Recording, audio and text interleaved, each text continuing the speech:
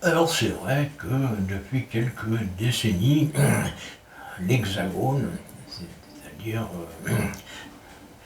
ce pentagone auquel on a rajouté l'hypoténuse, euh, est, il faut bien reconnaître, devenu le pays des losers. Mais même dans ce domaine, on a quand même des champions. Alors, moi, ce qui m'impressionne le plus, c'est l'équipe qui a dirigé les travaux de Flamanville, le fameux EPR. L'EPR qui, comme vous le savez, a enfin démarré en septembre. Il n'a pas tourné longtemps. Il a atteint 12% de sa capacité, puis ils ont dû l'arrêter parce qu'il n'y avait plus rien qui marchait. Alors, bon, quand je dis que c'est quand même des champions, c'est parce que bon, c'est un truc qui devait coûter 3,3 milliards et qui pour l'instant en coûte à peu près 20. C'est un peu plus, quoi. C'est tendance 6 fois plus. Et c'est pas fini, parce que le gros des frais va arriver dans quelques mois.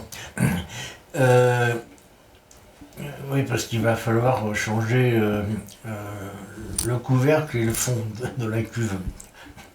Et puis comme ça sera radioactif, parce qu'ils l'ont mis en route trop tôt, et juste suffisamment pour rendre le chantier impossible. C'est, oui, c'est très con, mais comme tout ce qu'ils ont fait, c'est très très très con. Donc ils ont quand même réussi à prendre 12 ans de retard.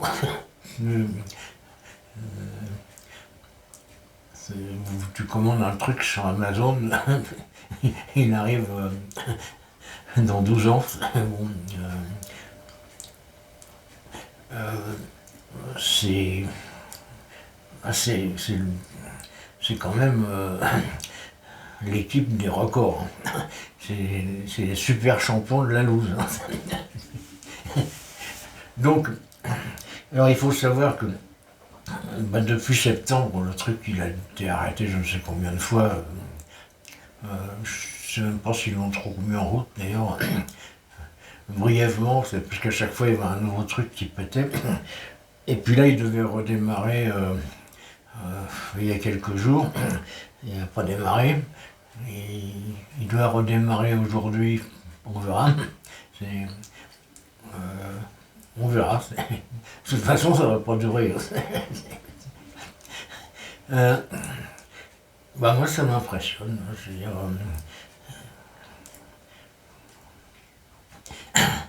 si on pouvait fourguer cette équipe dirigeante à un pays qu'on n'aime pas, on ferait une sacrée affaire. Et vous allez aller, je sais pas, en Russie, et vous allez vous occuper des centrales nucléaires.